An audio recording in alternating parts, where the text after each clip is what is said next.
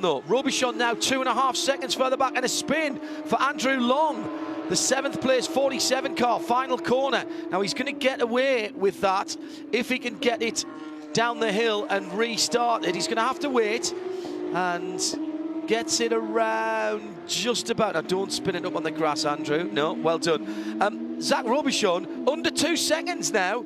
He can see the leader, and Scott Hargrove. Yeah. I wonder if he's saving some tyres, but it's getting much drier on the racing line. Just a little bit too much pace, by the way, taken in the final corner by Andrew Long, and he just catches the protective tyres rather than hitting the safer barrier. Yeah, good point. It's not a concrete wall there, although it may look like it. It is a proper safer barrier installed, and we've got a battle for the lead, Jeremy. 11 3/4 minutes to go, and Scott Hargrove is closing in on Zach Robichon. Yeah, and we talked about Scott Hargrove's wide line around turn 1, and we're waiting for the sector times. Well, through that first sector, Zachary Robichon closed in another half a second on that lap, another half a second in sector 2 as well.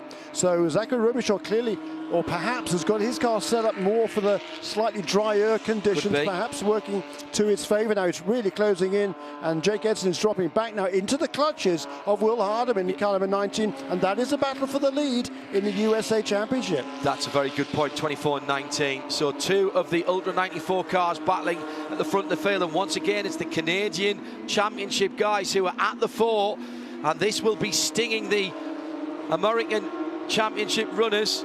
And a lot of traffic. Yes. And that's traffic that's having their own battles. Both of them go to the extreme right at the start-finish line to try and cool down the Yokohama wets. Now, these are very good weather tyres. You can tell that because they've started to dry all of the surface water off the surface of the track. The problem being, when the track gets dry, there's no water to cool the tread blocks down. The tread blocks start to move, and the leader trying to go around the outside through the S's gets squeezed right to the wall on the right-hand side. My goodness, that was close for Scott Hargrove. That was almost disaster, and now tries to go around the number 10 of Frank Razzo in 23rd position. I think he will get down the inside. Robichon held up going into the inner loop. We'll try and get around coming out. We know that Robichon is very quick indeed out of the inner loop, but how close was Scott Hargrove to the wall? He had closed the gap, by the way. Robichon closed down the gap to Hargrove to half a second. It's going to go out to about a second, maybe a wee bit more through traffic. Hargrove took the opportunity, but now the leader is being held up. The leader held up coming through turn 6. Yeah, not quite as much. So Franklin Razzo did a good job on the straight leading towards the inner loop to get out of the way, pulled over to the right-hand side of the road to allow the race leader to go past. But what it also ended up doing was effectively blocking Zachary Robichon as he tried to go around him. Yeah, Frank Razzo was making a pass himself on the 08 of Martin Harvey, and he stayed right across to the right-hand side of the road, but there was just nowhere for Zach Robichon to go, and Zachary doing absolutely the right thing. He was very patient there. He could have quite easily hit the car in front, did not. Checked up, thought about trying to take even a little more curb than he did onto the right-hand entry. So yeah all of a sudden, driving. 0.6 of a second disappeared for Zach Robichon, but he's closed in quickly. Goodness me. I really do think that Scott Hargrove is struggling the most in terms of his tyre management. Now, interestingly, when he got the lead, Jeremy, he was still pushing. I remember seeing that, and now that might not have been the best idea. And here's Zach Robichon, who was sitting in behind Jake Edson for all those laps, and with 8.5 minutes to go, you've got to say he looks like he's got the better car underneath him. He absolutely does. This is a tremendous battle at the front there. It really is between these two. Zachary Robichon really pushing on hard here in that distinctive green and black Mark Motors Racing entry. Mark Motors, incidentally, also leading in the Platinum Masters class with Marco Troni, and the third of the Mark Motors cars, Roman DeAngelis, leading the Gold Cup category and having a fabulous battle with Marco Troni, by the way, for 9th and 10th overall. Look at this. Coming out of the inner loop again. Oh, he's got his nose inside. Zachary loves that part of the circuit. He's on the inside. He's going to be on the wrong side of the circuit going downhill to turn 6, but he might be able to make it stick. He gets squeezed just a little bit. He's going to hang it out there. The 98 car round the outside. Zachary Robichon has got it hooked up, but he's got traffic ahead. A huge sideways moment from the leader, Scott Hargrove. Brilliant driving by both. Hargrove tries to come down the inside into turn 6, but he's lost the lead, and the 98 cars goes through. Brilliant, brilliant driving by both, and that was Porsche Cup racing at its absolute zenith. Around, though, has gone Martin Harvey in the McDonald's car, the McDrive car, facing the wrong direction. Let's hope he can get that one back in the right, pointing in the right direction. Touch at turn number 8, and round goes Robichon. Get down through the gearbox, son, and get up on the road. Edson's a long, long way back. Couldn't get the gearbox to go down through the gears, and Robichon, with just 7 minutes left, has it all to do again. He dived inside there, Charlie Luck, in the who was being lapped in car number 45. Did everything right there. He's on the defensive line effectively, Robichon, and Scott Hargrove just stuffed it up the inside, made contact with the rear of Robichon's car and turned him around. That's going to be looked at by the stewards for sure. Has to be. That's the lead of the race, Jeremy. 6 minutes to go. He just braked a fraction too late. There's no intent there, I'm absolutely certain, but he just didn't get his braking point right. Martin Harvey turned 6. Now, did he get some help? Yes, he did, from Will Hardiman coming through to lap the 08 car.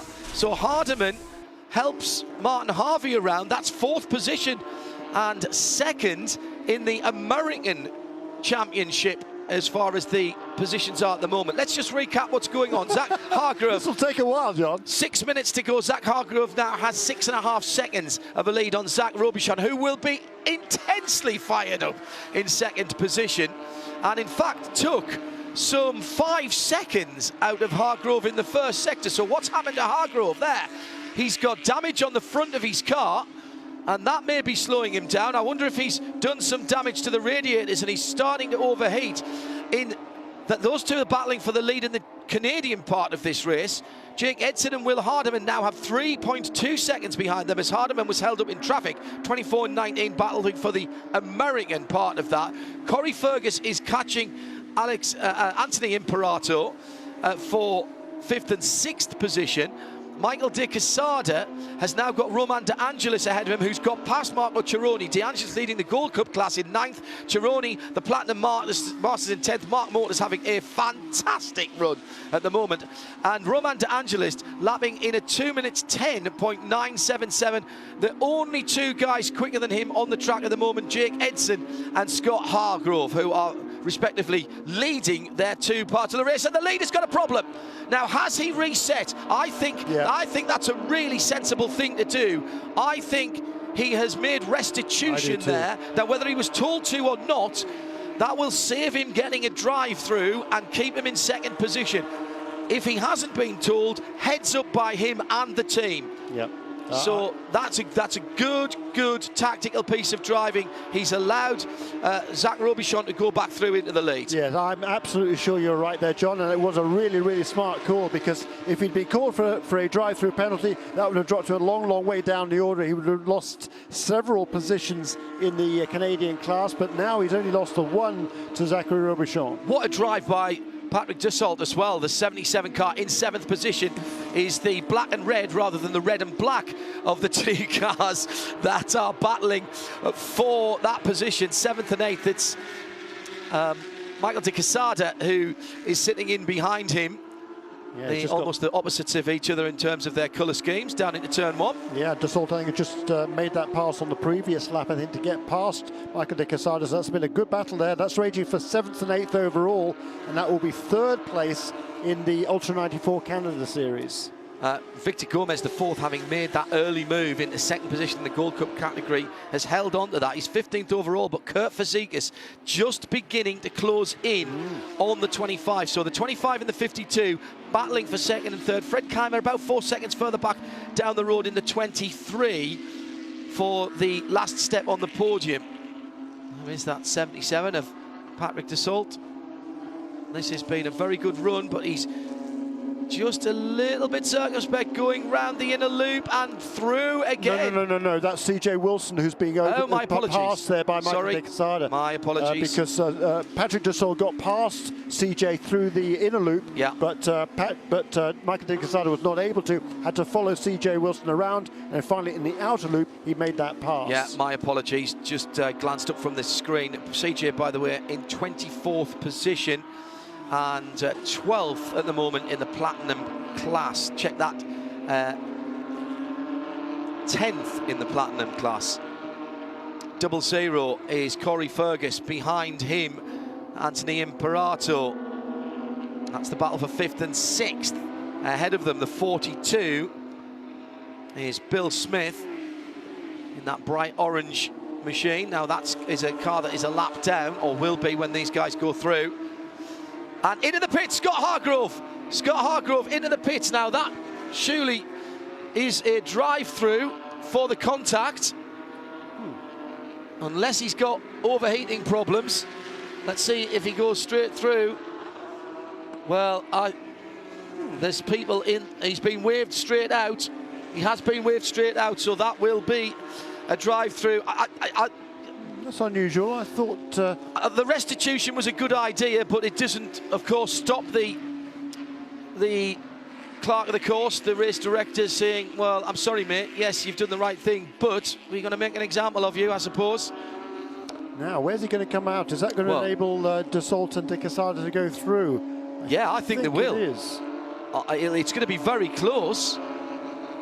And we thought that Scott Hargrove was struggling a little bit with grip as the leader, Zach Robichon, goes round the outside of the 36 car, Michael Levitas, who is 5th in the gold class. De Quesada's got back ahead of Dussault.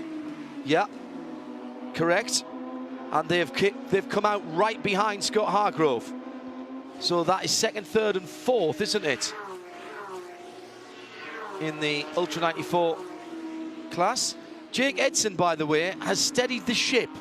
And with the last lap flag having been displayed, the checkered flag is being readied. And it looks like Jake Edson is going to hold on to the win for the US part of the Porsche GT3 Cup Challenge. Oh, the 77's gone off right at the end. Oops. Dussault at turn 6 in exactly the same place as Sebastian Landy went off earlier on and deranged the tyres, but got away with it. I'm afraid Patrick Dussault has certainly not got away with it. Last corner for the 98 of Zachary Robichon. What a drive it's been for Mark Motors Racing's pilot. He comes across the line and claims top points in the Canadian part of the race. Jake Edson is some 6 seconds further back down the road. In fact, 5 at the end. Will Hardiman couldn't keep up his pace. Will come through in 3rd overall, 2nd of the US category. Corey Fergus coming in just ahead of Anthony Imperato. Those two had a race-long battle, the 00 and the 91. Waiting for Scott Hargrove, there he goes. So he will be 2nd in the Ultra 94, the Canadian part of the race, from 3rd Michael De Quesada. And Marco Cironi takes the Platinum Masters. He does, and he got a back ahead of Roman De Angelis there on the last lap, who has come through to win the gold, the combined gold category, because he's headed in both of them. Indeed, a couple of laps ago, Marco clearly decided that youngsters needs to be put in his place, put his foot down. Not only put his foot down, he set the fastest lap of the race, Marco Cironi, 2 laps from the end, outright at a 2:05.860 on the penultimate lap when he regained that overall position from Roman De Angelis. But what a fabulous day for Mark Motors Racing. Zachary Robichon takes the overall victory and maximum points in the Ultra 94 Porsche GT3 Cup Challenge Canada by Yokohama. Also takes the Platinum Masters north of the border points with Marco Cironi, and also takes the Gold Cup category in everywhere you like, all the way around the world, for Roman De Angelis, who finishes a magnificent night's place overall. Wow, what a day. A word as well for Patrick Dussault, who got that car going and will finish in 12th position. Decent run to 2nd for David Baker as well in the Platinum Masters. He'll be 2nd ahead of Mark Kavami in 3rd position. Victor Gomez, the 4th, took the 2nd position that he got so spectacularly early on in the race in the Gold Cup with Fred Keimer Just dropping away towards the end, Michael Levitas, the unlucky person just off the podium.